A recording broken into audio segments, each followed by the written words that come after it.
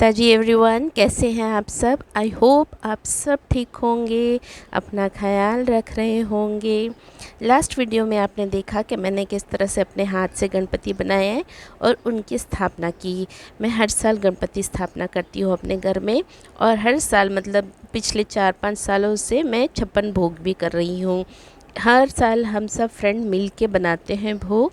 सब अपने अपने घर से कुछ कुछ आइटम बना के आते हैं और हम 56 भोग लगाते हैं। पर इस साल मैंने डिसाइड किया कि मैं अकेली ही 56 भोग पूरा बनाऊंगी और धराऊंगी और अपने फ्रेंड्स को सरप्राइज़ दूंगी, क्योंकि सब बाहर गांव गए हुए थे, आउट ऑफ स्टेशन थे, आए थे, सब थके हुए थे। और मेरी इच्छा थी कि एक बार मैं लाइफ में खुद अपने हाथों से बनाकर 56 भोग भगवान जी को धराऊँ। तो मैंने सबसे पहले लिस्ट बनाना चालू किया। तो मैंने पहले सारे आइटम्स लिख लिए, सब कुछ क्या क्या बनाना है मुझे वो बना लिया। और फिर मैंने जो बाहर से शॉपिंग करनी थी इंग्रेडिएंट्स वगैरह, उसकी लिस्ट भी अलग करके बना ली। और उसके बाद हम लोग ये लिस्ट लेकर निकल पड़े। मैं और हितेश दोनों निकले शॉपिंग करने, इंग्रेडिएंट्स लेने। पर ना उस दिन मेरी हालत बहुत ख़राब थी, मुझे बहुत ज़्यादा सर्दी जुकाम हो गया था और थोड़ा थोड़ा फीवर जैसा भी लग रहा था।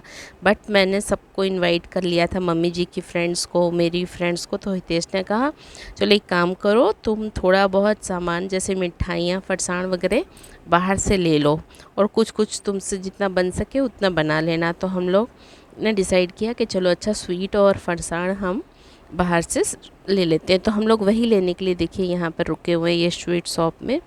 और यहाँ वाले भैया बहुत अच्छे से कोऑर्डिनेट करके हमको सारी चीज़ें छोटी छोटी पैकेट बना बना के दे रहे हैं, बहुत पेशेंटली। तो हमने यहाँ से ड्राई फ्रूट्स, स्वीट्स और थोड़े से नमकीन, मतलब हम गुजराती जैसे फरसाण कहते हैं, मैं इसलिए फरसाण बोल रही थी आपको, वो सब ले लिया।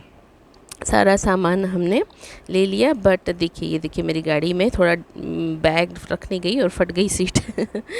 सारा सामान लेने के बाद हम भूल गए थे नारियल लेने के लिए। तो वो हितेश ने, वही सामने की शॉप से हितेश नारियल लेने गए हुए हैं। और उस दिन भी बहुत बारिश आ रही थी, मतलब पूरा रास्ता गीला गीला चिपचिपा हो रखा हुआ था। और हम लोग सब कुछ गिन गिन के ले रहे थे पर नारियल ही भूल गए थे। तो फिर हम नारियल लेके वापस लौटे। तो लौटे ना, उस दिन है ना, मतलब गणपति का 5वां दिन था। तो कई लोग 5 दिन रखते हैं ना, वो लोग विसर्जन कर रहे थे। तो रास्ते में हमें बहुत सारी विसर्जन वाली गाड़ियाँ दिख रही थी, जिसमें गणपति जी के विसर्जन के लिए लोग जा रहे थे। और एक गाड़ी में देखिए क्यूट सा बच्चा डांस करता हुआ, तो हम रुक गए थोड़ा देखने के लिए। वो डांस कर रहा था तो मज़ा आई। तो ये दौड़ता हुआ आया, आंटी आंटी रुको रुको रुको, प्रसाद लेके जाओ। तो मैं वो दौड़ के आया ना, मैं उसके रोकने के लिए, बेटा रोड पे मत दौड़ो। तो मेरा पूरा कैमरा हिल गया, देखिए ये पूरा कैमरा मेरा हिला हुआ। और फिर वो बच्चा मुझे प्रसाद दे के गया। मैंने प्रसाद ले लिया और मैंने कहा बेटा साइड से जाना। फिर वो चला गया। और देखिए अब हम लोग सारा इंग्रेडिएंट्स लेके, सामान लेके वापस लौट रहे हैं। रास्ते में बहुत सारी गाड़ियाँ विसर्जन की हमको मिली, बहुत मज़ा आया। लोग कितने खुश होकर डांस कर कर के गणपति जी की विदाई कर रही है। और फिर नेक्स्ट डे में जल्दी उठकर देखिए प्रिपरेशन करना चालू कर दिया। यहाँ मैंने दूध चढ़ा दिया है खीर बनाने के लिए, और मैं इसमें MTR का बादाम मिक्स डाल रही हूँ। हम लोग ने पहले भी बना के देखा है, बहुत टेस्टी लगता है। तो मैं ये कुछ सैशे लेके आई थी। तो यहाँ देखिए मैं खीर बनाने लगी हूँ। सबसे पहले उठकर सुबह मीठा बना लेती हूँ। मेमोरली सबसे पहले मैं कुछ मीठा बनाती हूँ, और फिर लगातार मैंने प्लानिंग की थी कि मैं ऐसे करूँगी, पर है ना दिमाग नहीं चल रहा था। इतनी मेरे को मतलब जल्दबाजी आ गई थी दिमाग में। ये देखिए मम्मी ने मुझे सब सब्ज़ी काट के दे दी है। ये मैंने श्रीखंड के लिए दही बांध के रख दिया है। चने वगैरह मैंने भिगो के रख दिए थे, वो सब मैं बारी बारी कुकर में चढ़ाते जा रही थी। मेरे पास ना 2-3 कुकर हैं, तो ये अच्छा हो गया, मैं बारी बारी से सब कुकर में बॉईल करने के लिए चढ़ा दे रही थी। जो कठोर वगैरह होते, पल्सेस होते हैं वो सब। और फिर जो दालें वगैरह मैं अगले दिन भिगो के रखी थी, वो सब भी मैंने पीस ली। दही वड़े की दाल, मूंग की छिलके वाली दाल, पीली दाल, सब मैंने पीस ली है। और फिर आस्ते आस्ते सब प्रिपरेशन चालू हो गई थी। ये सब जीरा वीरा सेक लिया था। मैंने प्लानिंग की थी कि इसके बाद करूँगी, ये करूँगी, वो करूँगी, पर मेरे दिमाग में उस टाइम कुछ नहीं सूझ रहा था। जो मुझे समझ में आ रहा था वो सब मैं करना चालू कर रही थी। यहाँ एक साइड मैंने मिक्सी लगा के ही रख छोड़ी थी, पीसते पीसते मेरे को याद आया, अरे अदरक मिर्ची का भी पेस्ट बनाना बाकी है। फिर सब प्रिपरेशन होने के बाद मैंने कुकिंग स्टार्ट कर दी। यहाँ मेरे दही वड़े तल रहे हैं, यहाँ मैं रोटियाँ बना रही हूँ, एक साइड में ये पकौड़े तल रही हूँ ये पूरन पूड़ी बनने लगी है, और कुकर में मैंने चावल वगैरह चढ़ा दिए हैं क्योंकि मैंने सबको लंच का भी बोला हुआ था, इसलिए मुझे थोड़ी ज़्यादा क्वांटिटी में बनानी थी। वो सब चीज़ें मैंने लास्ट में देखी बनानी है मैंने, इसलिए वो सब चीज़ें लास्ट में रखी थी। पहले मैंने ये सब थोड़ा बना के रेडी कर लिया ताकि मैं 12 बजे से पहले भोग धरा लूँ, मैंने ऐसे सोचाया था। तो ये ना बड़े किचन होने का ये फ़ायदा होता है कि एक साइड में कुकिंग कर रही थी और मेरे बैक साइड वाले प्लेटफॉर्म में सब बना के रखते जा रही थी। मुझे इतना हड़बड़ी में देखते हुए मम्मी जी और हितेश दोनों मेरी हेल्प करने आ गए। मम्मी तो थ्रू आउट मेरी हेल्प कर रहे थे, मेरे को रोटियां बनाने में बेल के देते जा रहे थे, पूरन पूड़ी बेल के देते जा रहे थे। मतलब इस एज में हैट्स ऑफ है, मम्मी मेरी बहुत ज़्यादा हेल्प कर रहे थे।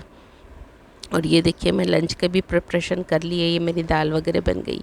और ये हितेश और मम्मी जी ने कितना सुंदर डेकोरेट कर दिया है ना सब। फिर मैं चेक करने आ गई कि मैं कुछ भूल तो नहीं रही हूँ। ऐसा हुआ कि हम जो बाज़ार से लेके आए थे वो सब भी सामान हमने भोग में धरा दिया, और मैंने घर में भी बहुत सारी चीज़ें बना ली। तो 56 की जगह गणपति बापा की कृपा से 108 भोग हो गए। मैं इतनी खुश हो गई, मुझे बहुत अच्छा लगा। फिर सारे जो हमारे फ्रेंड्स थे, मम्मी जी के फ्रेंड्स थे, सब नेबर थे, सब आ गए। फिर हमने सब में मिलकर आरती की।